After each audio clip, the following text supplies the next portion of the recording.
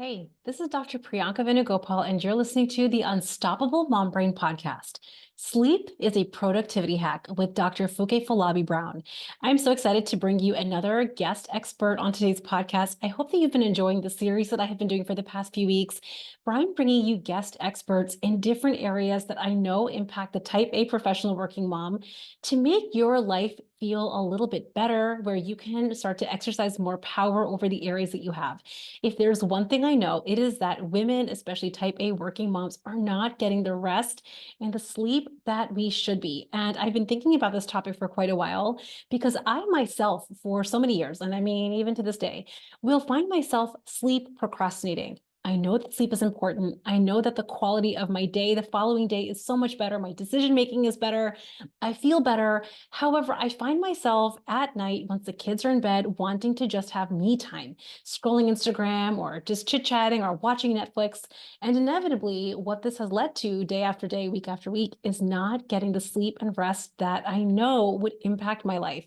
Because this is something that I have been personally on a journey to improve, and I know my clients are, I'm sure many of you are, I decided to reach out to a sleep expert who is truly amazing. She's a sleep physician. She's the CEO of Restful Sleep MD, where she coaches clients who are busy moms with busy brains to sleep better, to talk to us today about how and why sleep and rest is so impactful. And also, what I love about today's podcast episode is she really does give some tangible tips on how to create sleep rituals, given the phase you are at in your life, right? So maybe it's possible that you're in a season of life, maybe you have really young kids or young babies, and you can't apply every single tool or technique you learn about today, but just becoming aware and starting to pay attention to where we are sacrificing sleep might just be the small little 1% shift that you can make just with today's episode.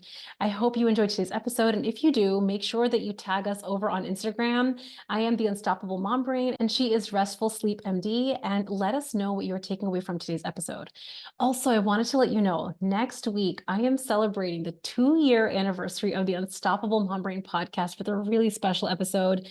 I'm going to be sharing really very personally some of the lessons that I have learned over the last 2 years, not just in my personal weight loss journey, because I've shared that in so many ways. And there's so many new listeners. So I will give you a recap in my journey to lose 60 pounds without dieting, crazy exercise, and all kinds of gimmicks.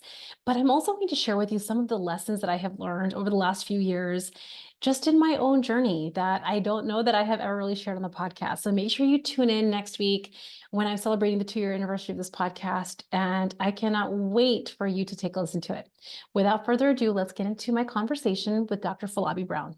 Hey everyone, welcome back to the podcast. I am thrilled to bring you Dr. Funke Afolabi-Brown. She is a sleep physician. She is the CEO of Restful Sleep MD. She is basically a sleep expert for busy moms with busy brains. And I cannot wait to really get into everything as it pertains to sleep for the high achieving professional mom. One of the reasons I actually even reached out to Dr. Afolabi-Brown is because I was talking with a friend of mine around sleep and how sleep is one of these overlooked variables. I think as women, we know it's important, but somehow it's one of those things that we kind of like wing, we put to the side, we think we'll get more sleep tomorrow. And I think it's really doing us a disservice. And she really recommended that I have you on the podcast. So I'm so glad to welcome you.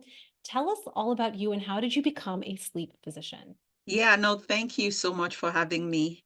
So I started off, like all of us, right? Medical school, very, very high stress. And I went to school in Nigeria. So it was really survival of the fittest. And so you can imagine what suffered first. It was sleep. And then, fast forward to residency. And then during residency was when I had my kids. And so combining being a new mom in training and being a people pleaser and wanting to do everything at like an A+ level, I just got burnt out very quick. And it was my sleep that really deteriorated the first. And it impacted me, caused a lot of a significant amount of anxiety and just really, really my performance that I was so proud of started to decline. And so, I hadn't even done any sleep at all at that time, but that was one thing that I really, really needed to focus on. I don't know, I just felt like that was something that I knew if I could get a good handle on, things would get better. And that was what happened. And so I already had that interest.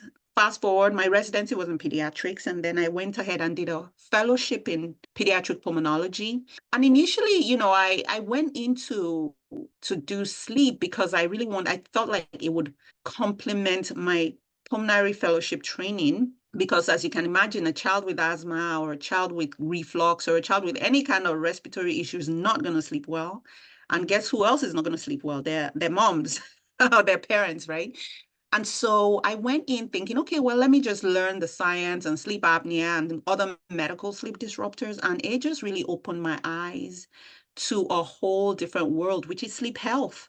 And so a lot of times when people think of a sleep physician, they're thinking, oh, well, they diagnose sleep apnea, but it's beyond that, right? Circadian rhythm disorders, behavioral sleep issues, insomnia, narcolepsy, so many other issues that it really became the foremost part of my practice, to the point where I started my own business, really coaching moms around this. Because one thing that I saw was a recurrent theme was the families would come in and the moms would be in a daze. And and I realized as soon as I fixed the child sleep issues, well, most times the mom sleep issues improve, but not all the time.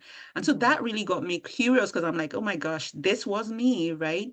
And so that really fueled my motivation to start really helping moms. And so the way I do this is I help moms sleep better. By helping their kids sleep better to start, right? If that's what's disrupting your sleep, we're going to get that under control. And then we have time to then focus on what else is going on and help the mom sleep better. I get it. Okay, so I have a million questions.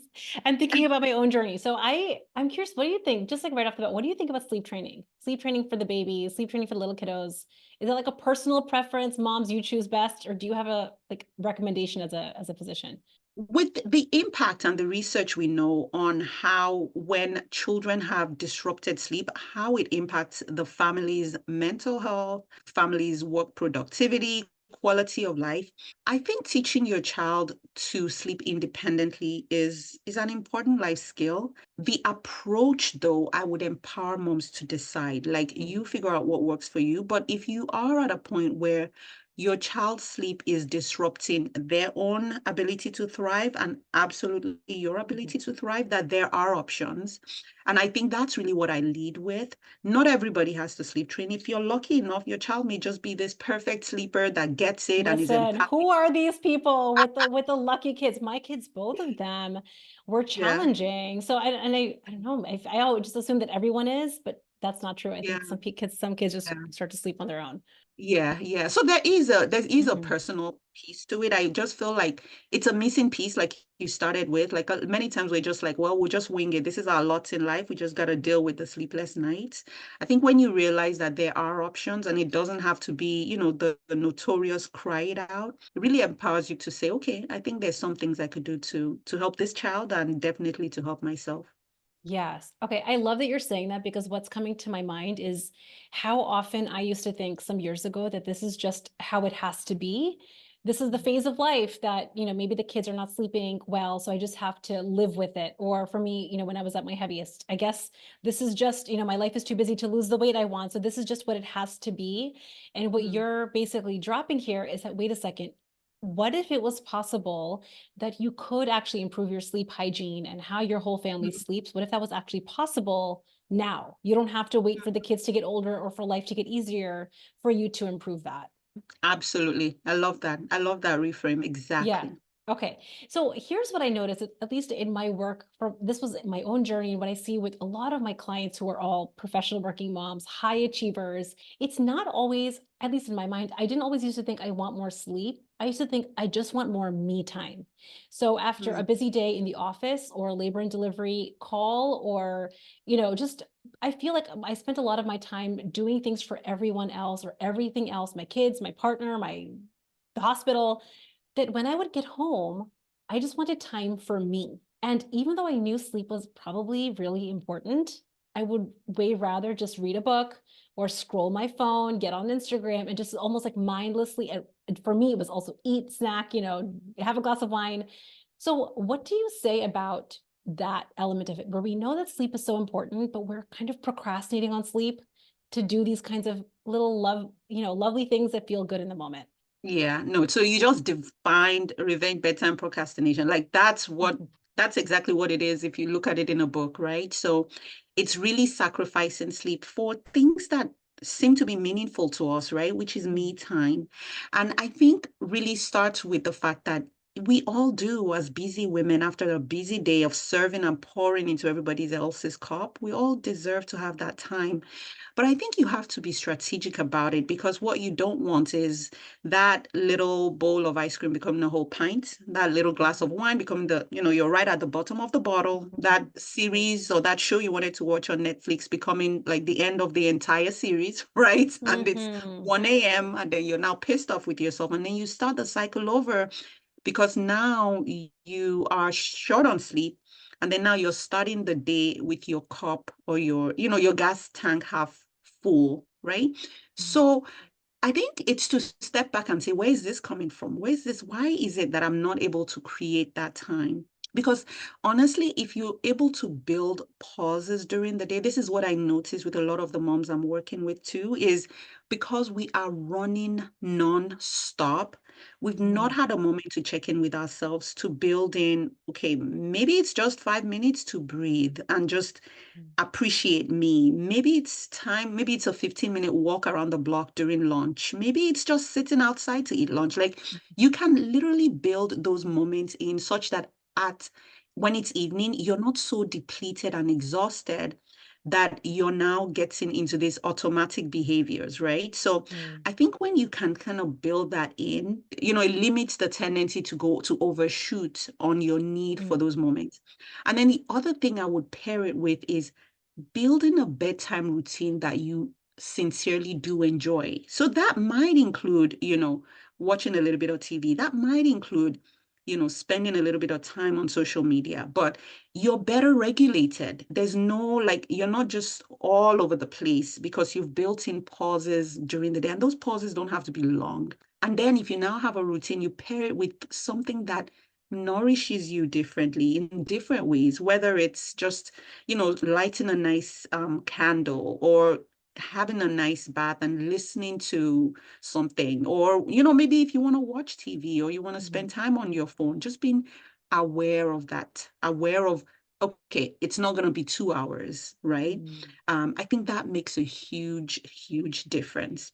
Yeah, that's resonating with me so much because I think when I kind of reflect back on what was the reason that all those years, at the moment that my kids would go into bed, the kitchen was Yeah. clean, everything was kind of had quote unquote kind of wrapped up. I would do this, I call this the evening plop down, sit down, like plop on the couch with my Netflix show and the glass of wine and my cheese and crackers.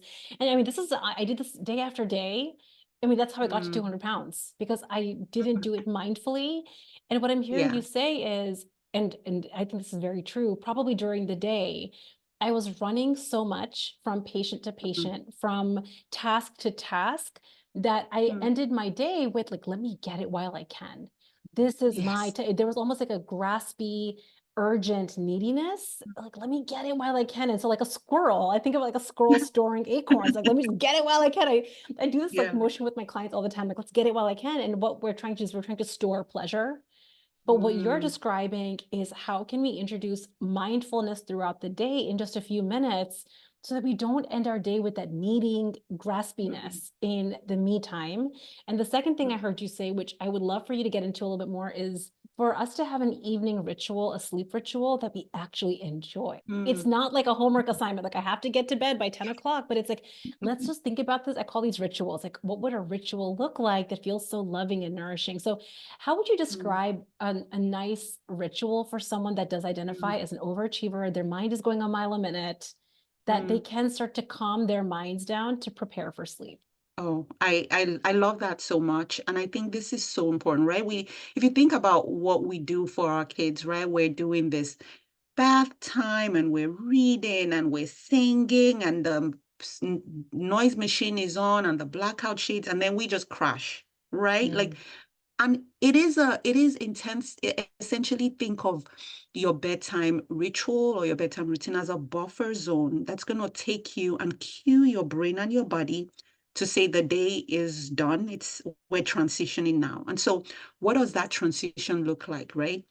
And this is where I want it to be as personalized to you as possible. Like you said, we must never script it. I have ideas and I'll share those with you, but it has to be things you enjoy. Like someone who's allergic to candles, please don't light a candle, right?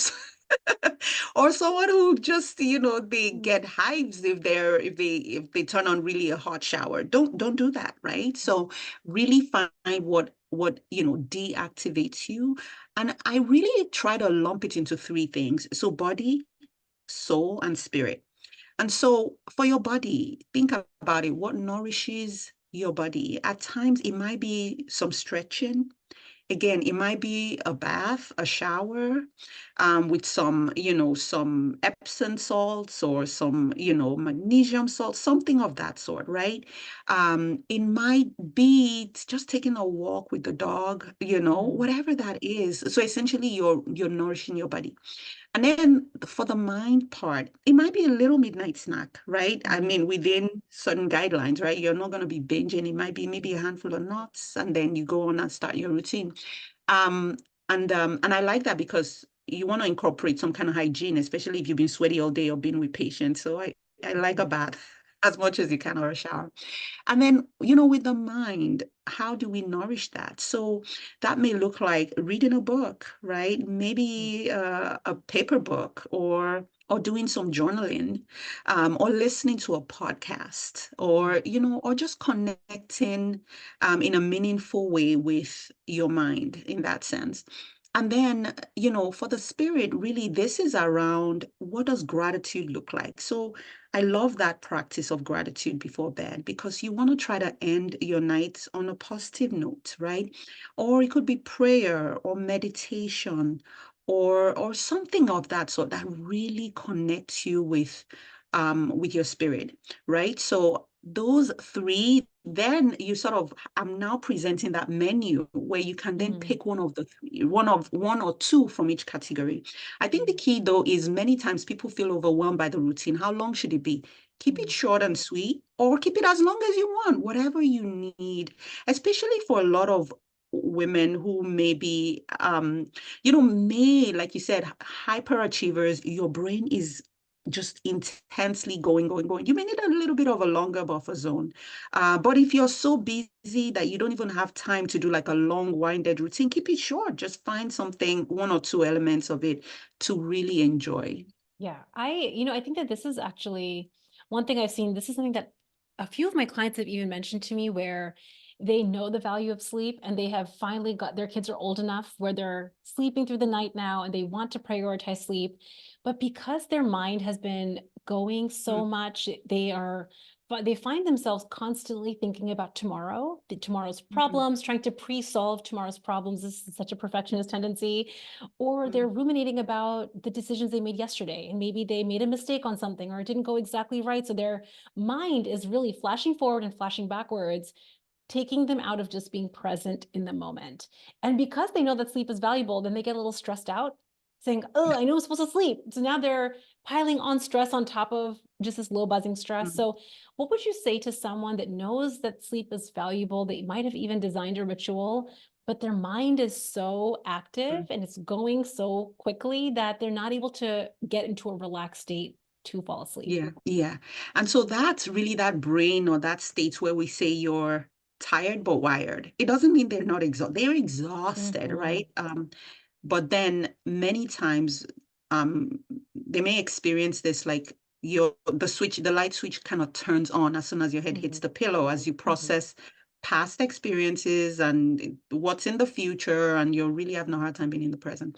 So I think in that kind of situation, again, start it off with a routine that really, really helps slow you down. That's one.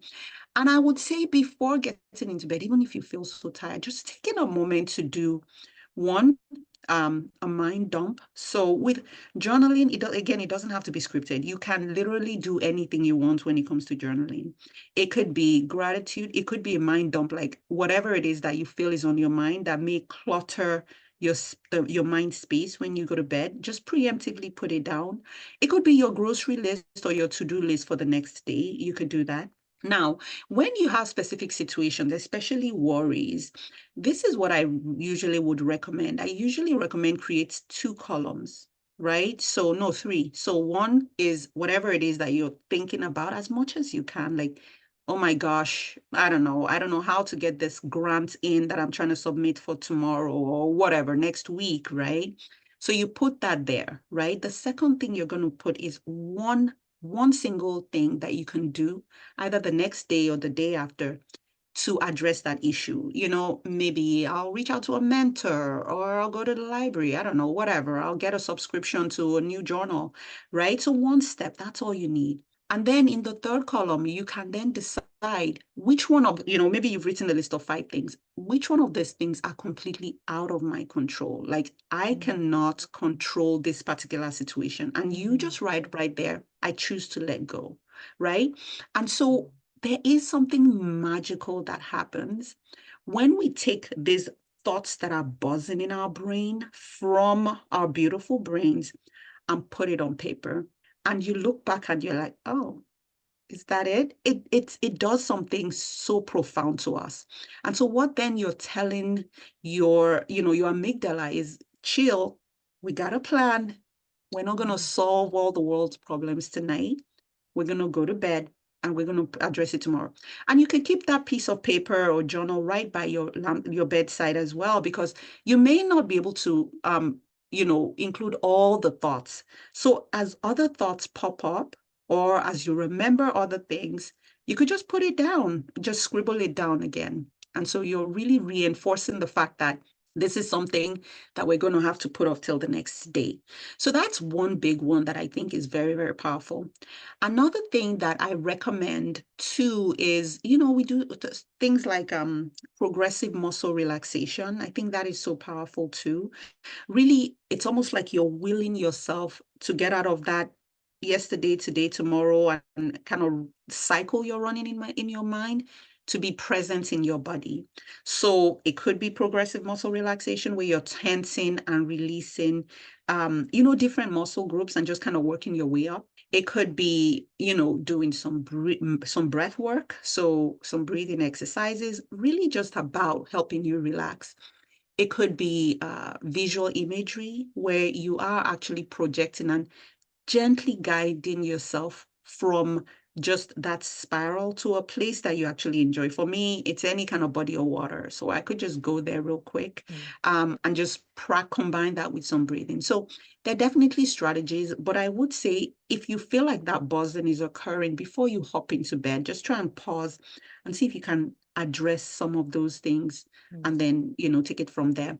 Now, the other piece I would say, and this is something we do for my insomnia program, is if you are in bed and you are starting to feel that sense of frustration, you're starting to feel your heart rate is rising, that increased cognitive arousal, that means your brain is starting to make an association between the bed and being a place of worry or being a place of stress.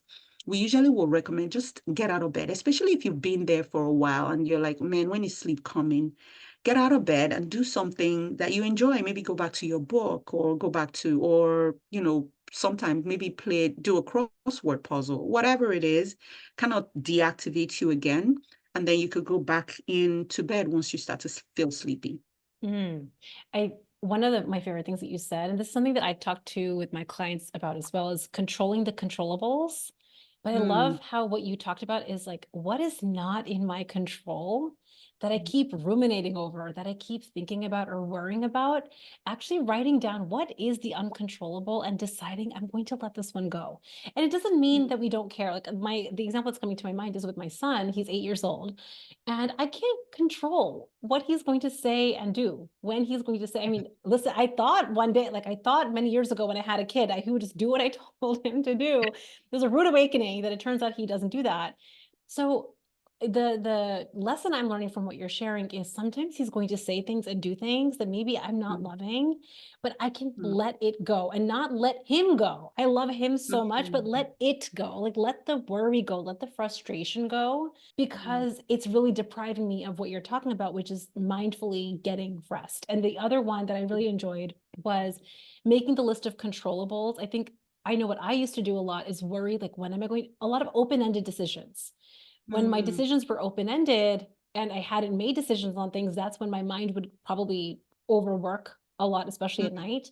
So I've now done, and this is for anyone, I want to invite everyone to try this, put on your calendar when you're planning on making those decisions.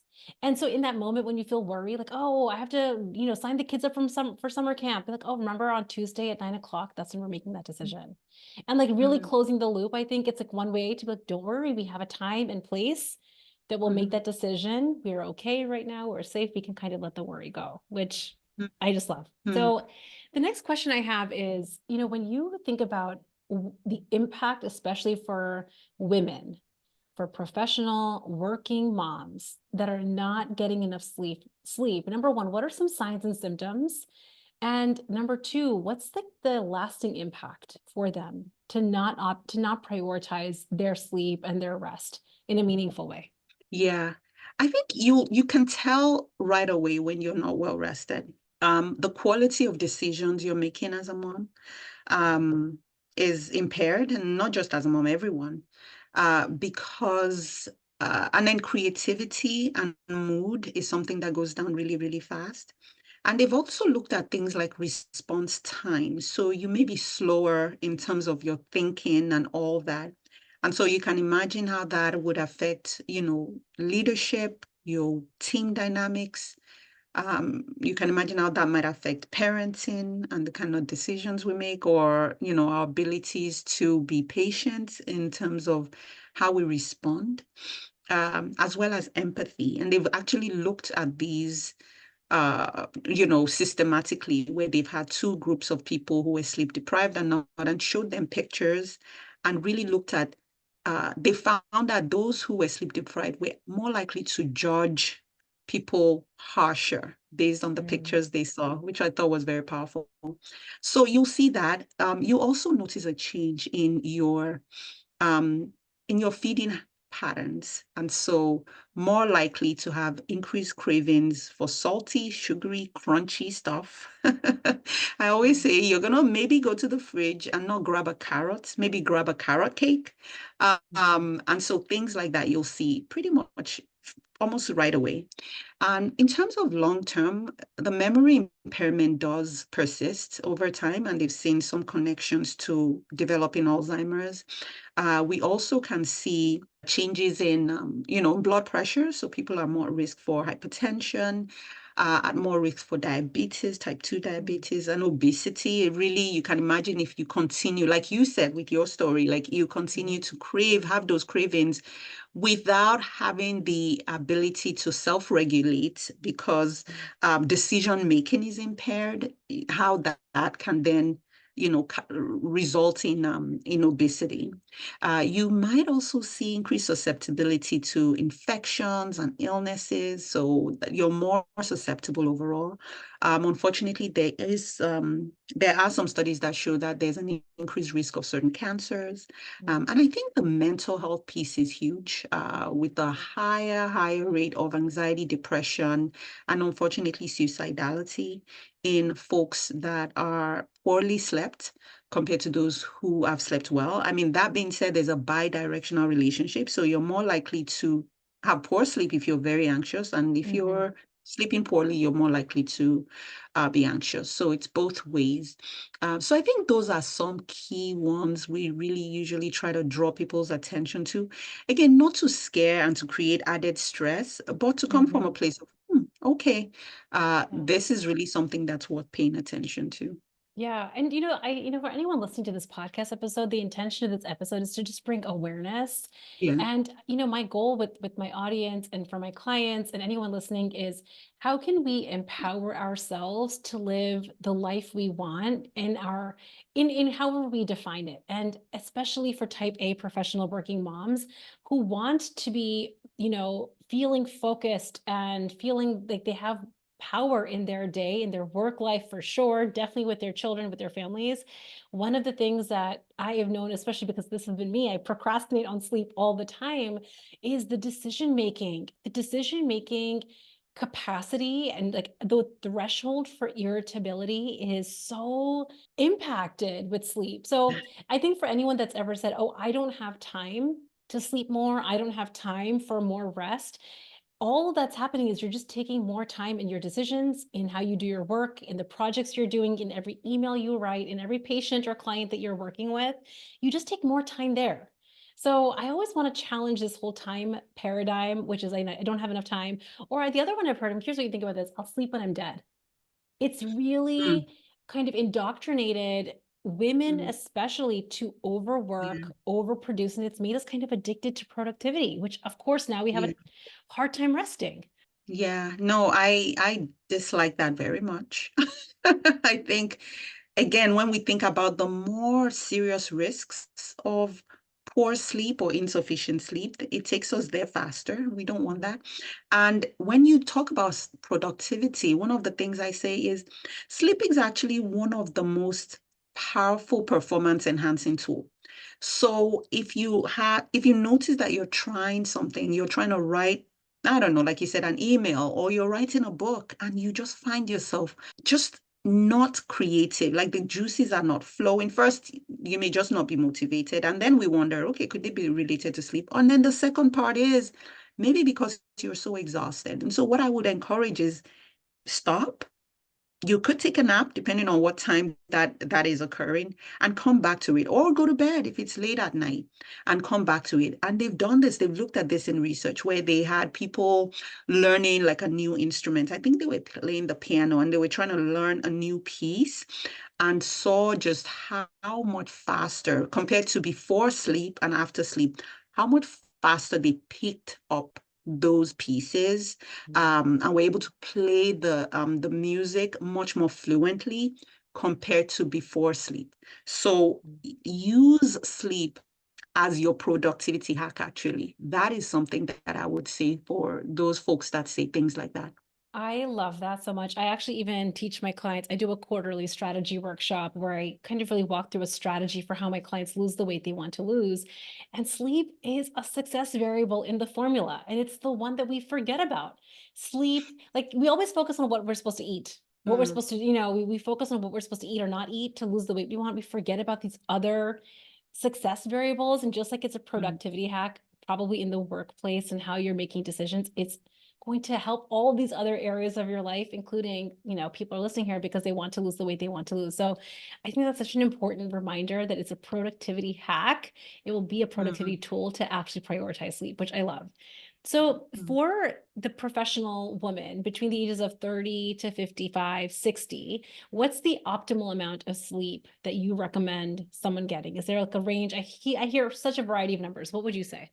Well, 7 to 9 is the general recommendation we hear about, but I think that really creates some sleep-related anxiety, especially with high-achieving women. So I leave it open-ended and say the amount of sleep that's perfect for you is the amount of sleep that leaves you waking up well rested without needing to binge on caffeine and being able to stay productive and alert throughout the day.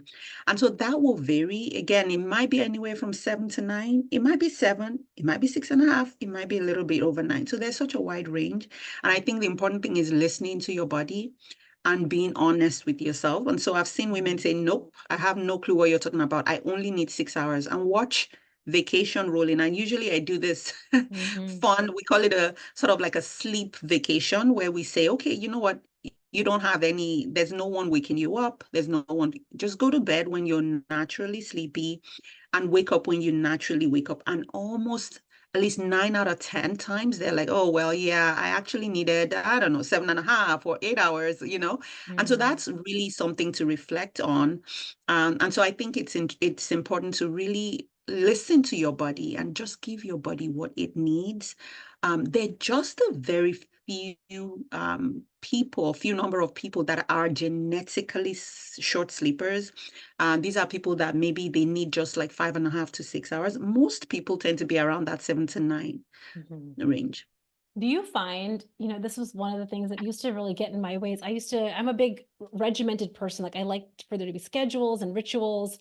But I also know that, when I would be on call at the hospital, for example, I used to be on call like 72 hours in a row, and I might get a call at 2 a.m. and then have to go in for a delivery at 4 a.m. And so what do you say to someone I'm guessing that having a routine is probably better, but if you aren't able to have a routine because of the work you do, whether it's, on call at the hospital, or maybe you just have a really busy work life, traveling a lot, how does someone optimize for those scenarios? Should I be I remember I used to think maybe I can store sleep. I'll sleep extra in advance. So I'm curious what you think about that. Yeah, no, that's a great question. I mean, a lot of folks are shift workers and we need shift workers. So what I would say, but then there are two different things. There's being a shift worker and having a shift work sleep disorder, which is an actual sleep disorder. Most folks are just shift workers who maybe have some struggles with getting enough sleep. So I think the key is really making sure you make sleep a priority. So it starts with the intention and guard and try to get as much sleep as you can. So, like you said, yeah, you can, in that case, you can preemptively try to get in some sleep. It's not going to be perfect. I would usually recommend, depending on what your shift work is like, if it's a rotating schedule versus a fixed schedule, really protecting your sleep as much as possible. So you're done with your shift. Don't go do grocery shopping. Just go straight Mhm. home, make sure that the environment is as dark as possible because now you're sleeping. I'm talking about a night shift now. You're sleeping opposite your circadian rhythm. So your body wants to stay awake, but you have such a high sleep drive. So you need to capitalize on that sleep drive. So going to bed as soon as you get home and trying to get as much sleep as possible during the day, waking up, if you're going back to do a shift the next day, maybe after, waking up, going, running some errands, try to get a nap in again. And so I think that is really key. Now, when you are off, like when you're not on your shift, the days you're off, some people recommend what we call anchor sleep. So you may want to kind of try to overlap between, and it's a little bit complicated, but maybe not. You want to try to overlap with your shift and when you would have typically been asleep Mhm. um, when you came back from your shift. So for instance, if you're off, but like in a couple of days, I'm going to be back on my night shift, then you may want to go to bed a little bit later. So instead of going to bed with everybody else at 10 p.m., maybe you go to bed at 1 a.m. or 2 a.m., right? So you're not completely resynchronized with the typical time because that will make your adjustment easier. And then another thing you may want to ask for is a clockwise rotating shift. Your body just naturally adjusts to that better than an anti-clockwise. Mhm. And really just being a good advocate for yourself. Like you may feel FOMO, but you really do need to protect that sleep as much as Mhm. possible. Yeah, I think that that's the key. What I'm hearing you say kind of in different ways is that prioritizing sleep has all of these innumerable benefits that you've been talking about. It has a cost to us to not be sleeping for our health, for our mental clarity, for our focus, for our decision making. So it's our job to prioritize it. And I think that that's one of the things. And can I also just drip in here that like it doesn't have to go perfectly the first time around. Like Mm-mm. we're having this conversation, so you might be inspired. Okay, this is the week I'm going to start sleeping perfectly. Just let it be a practice. It doesn't have to be perfect, but just becoming mindful and aware of how often, especially professional working moms, are quick to sacrifice their sleep. They're quick to say yes to other things and say no to this, that this is just one area that we can start turning around, which I love. Thank you so much for that. So if there's any last takeaways that you would want someone to know today that they can practically start introducing, what would you say to them that they can maybe walk away with today? Yeah. So I would say, so I use an acronym that I think you can actually start today, and you don't have to do all five. You could just pick one, and it's the acronym CREATE. So how do you create restful sleep habits? The first thing is consistency. So having a consistent sleep time and wake up time. The second thing, which we already talked about, is having a routine, which is, a few activities that really cue your body and your brain in preparation for bed. And then E stands for the environment. So you want to make sure that your room is dark, it is cool, and it is hopefully noise free, because all those things can disrupt your sleep. And then stands for assign the bed for sleep and sleep in bed. So sleep in bed, intimacy in bed, but all other non-sleep activities should be outside of your bed and your bedroom as much as possible. T is technology, right? So that's a whole episode, right? I Because was we gonna know ask how you, like, can I scroll my Instagram in bed? Like, is that a no-no? That's a non-sleep activity. Ah, okay. So I need to have a chair near my Exactly. bed. Yep. That's You kind of could what do you're saying. Yes. you Okay. could do that. You could do that, Okay. but not Hmm. not right before you get into bed though. So with Okay. the appropriate time and self-regulation, you can Yeah. absolutely scroll on Instagram. Yeah. And then T, oh, that's technology. And then E is really think about things, do an audit. What are things that you need Mm-hmm. to eliminate? So drama, right?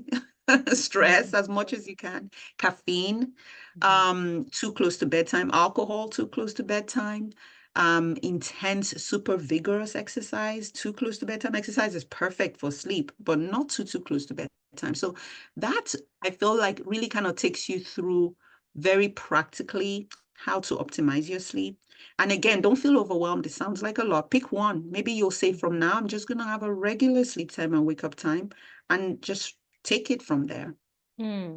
I kind of feel like everything today, this whole episode has almost been like what you were describing as a menu. There's a menu with so many items that we get to each pick from. Take it through the lens of where you're at with your family. If you have really little ones, little babies, maybe you're going to modify. Maybe this is not going to be, everything may not apply, but also to take it through the lens of how might it? How might I protect the sleep that I maybe have been procrastinating on and have a lot of value.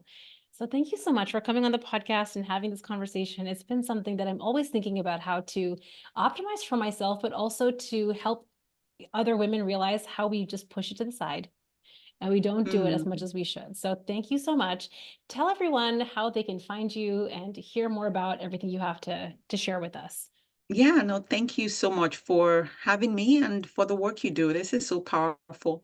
So I'm on my website. You could find me on my website. It's www.restfulsleepmd.com. And so on there is just really different ways to work with me, including my coaching program. I'm also on Instagram and Facebook at Restful Sleep MD.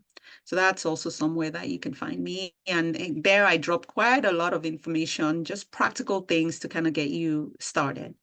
I love it.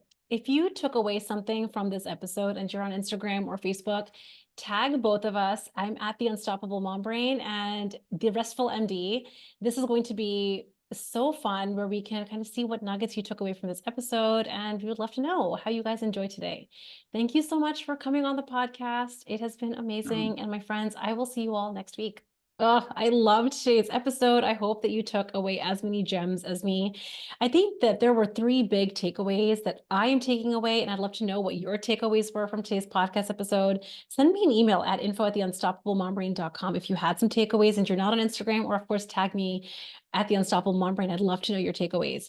The things that I'm taking away are how can we start to introduce more me time in small mindful moments throughout the day so we're not in this graspy neediness at the end of the day. That's where I know for me historically, I'm like, now I need my me time. And like a squirrel, I try to quote unquote get it while I can, which is really overindulging in social media. And, a few years ago, it would be snacks and food and wine, which was really leading to a deficit overall in my life. So that's the first one. How can we introduce more me time in little moments throughout the day so we're not trying to overshoot in the evening?